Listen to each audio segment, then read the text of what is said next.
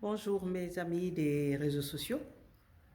Aujourd'hui, je viens vous parler d'un phénomène que j'observe et qui me fait que je me pose des questions sur l'être humain peut-être, mais en tout cas en particulier au Sénégal par rapport à des réactions de personnes de différentes couches sociales.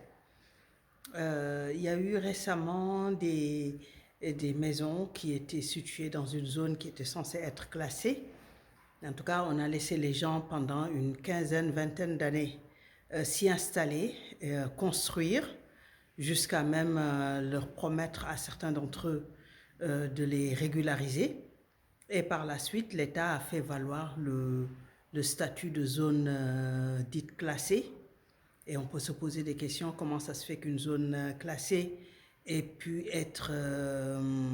en tout cas, on a pu y investir avec des sociétés d'État pour y mettre de l'eau, pour y mettre de l'électricité si c'est une zone classée. Chemin faisant, j'ai lu qu'il y avait quand même une situation assez avantageuse que dans cette zone bénéficiait, notamment par rapport à la proximité avec l'aéroport d'Indias, et qu'il y aurait peut-être des convoitises derrière ce qui semble être la préoccupation de protéger l'environnement. On a l'habitude de ces phénomènes au Sénégal. Ce qui est plus étonnant, c'est que dans ce Sénégal où on a la réputation d'être réticent à l'ordre, d'être réticent à l'acceptation de l'autorité, tant que tant qu'il n'y a pas de sanctions très restrictives derrière. À côté de ça, on voit des gens qui nous disent force reste à la loi et qu'il faut absolument obéir. Quand on regarde maintenant ces couches de population, on voit que finalement chacun joue ses intérêts. Aussi bien la personne qui sait que cette zone, écoute, c'est en cours de règlement, il faut peut-être pas beaucoup y investir jusqu'à ce que ce soit définitivement réglé et qui fait semblant d'ignorer la loi. Et celui qui sait que l'État est en partie responsable de cette situation et qui vient être pratiquement sans pitié par rapport à quand on démolit ces maisons, plus d'une centaine de maisons démolies alors qu'on a laissé faire pendant des années. Donc, et quand j'analyse cette dernière population, il se trouve que c'est souvent des gens qui défendent becs et ongles qu'il faut respecter la loi. Même si du côté humain, la loi ne suit pas les intérêts des humains.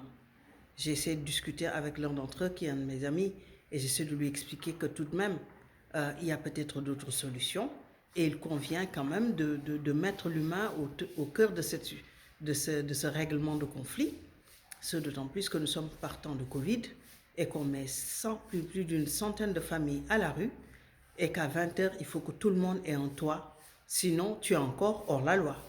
Et que tous les pays du monde sont en train de lever le pied sur ce genre de mesures à cause des problèmes sanitaires qui sont autrement plus graves. Je lui fais remarquer aussi qu'il y a beaucoup de gens qui habitent en bord du littoral, les pieds dans l'eau, et que ça aussi c'est illégal. Et il me trouve toutes sortes d'arguments pour dire que voilà, ces gens-là n'ont pas tort, le reste ça compte pas, et qu'il faut les mettre dehors, et puis c'est tout, casser leur maison. Et je lui ai dit qu'il fallait réfléchir à une expérience que j'avais vue dans un film, le fameux film Icomika, où il s'agissait de mettre des mesures, des décharges électriques sur des personnes qui, bon, dans ce film, étaient innocentes. On peut faire l'analogie avec ces personnes qui sont assez ignorantes et qui n'ont pas les moyens, en tout cas, d'atteindre des autorités de haut niveau. Et de dire que, voilà, que quelqu'un qui avait rien à gagner, que c'était juste son observateur, quand on lui mettait la situation humaine face à lui-même, il faisait valoir la loi implacable en disant que c'est la loi, on peut même tuer des gens. Même quand je lui ai fait remarquer que dans certains pays, une partie de la Chine, la population ouïghour, aujourd'hui, si on prie, on peut se faire tuer, on peut être au bagne. Eh bien non, au Sénégal, il faut appliquer la loi. Et c'est là où on voit que l'humain est vraiment complexe. Donc pour ses intérêts personnels, on défend jusqu'à être pratiquement impitoyable, oubliant qu'il y a tout un contexte, oubliant que ces lois sont faites par des personnes qui mettent de quoi être à l'abri quand il s'agit de leurs intérêts et qui les appliquent de manière implacable et très très dure quand il s'agit de personnes qui sont sans défense.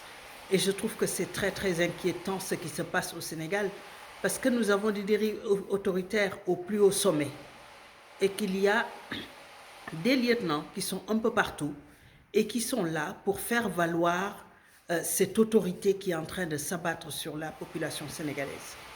Et donc nous reviendrons pour voir les autres, nous qui ne sommes pas d'accord, nous qui sommes victimes, nous qui disons non à ce système, que devons-nous faire pour que cette armée de tortionnaires pratiquement qui se met en place avec un chef, avec ses lieutenants, comment contrecarrer leur funeste projet. Merci.